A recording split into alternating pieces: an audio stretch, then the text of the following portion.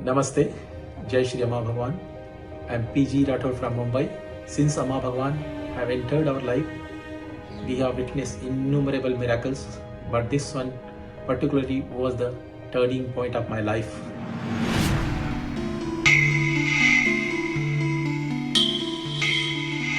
This took place on the 11th of July 2006. It was a normal morning. While offering my morning prayers to Amma Bhagavan,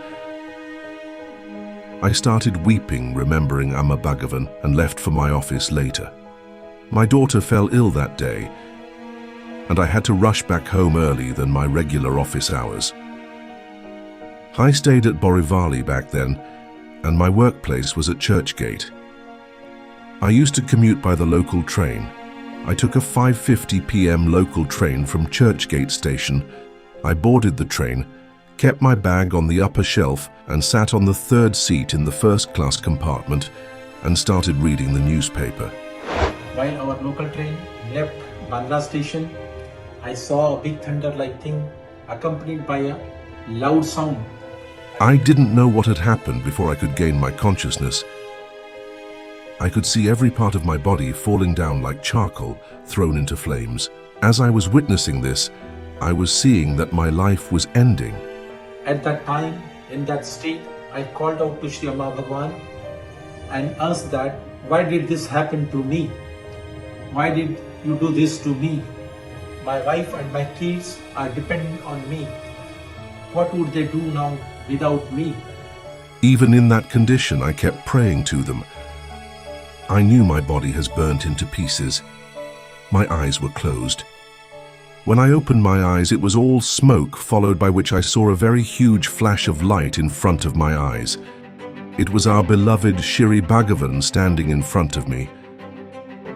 Within few minutes of this encounter, I gathered the strength to jump off the train compartment on the railway track.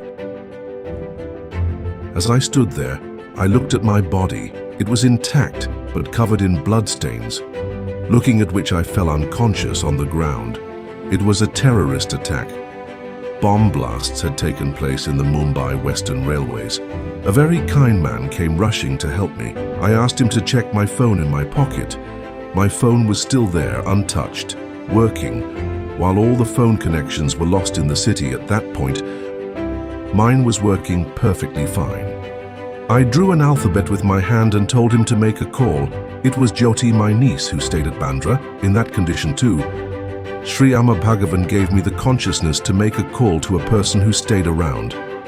I told her not to call my wife and tell her what had happened to me, because she and my kids would not be able to take this shock. I was admitted to Baba Hospital at Bandra, where resident doctors were giving me stitches simultaneously at my ear and hands without anesthesia. After this happened, my nephew and co-brother came to hospital to check on me. Sri Amma Bhagavan gave me a rebirth. The bomb blasted right over my head. Subsequently, I came to know that many passengers from my compartment had died. The alive ones had lifelong injuries and irreparable damage done to their bodies.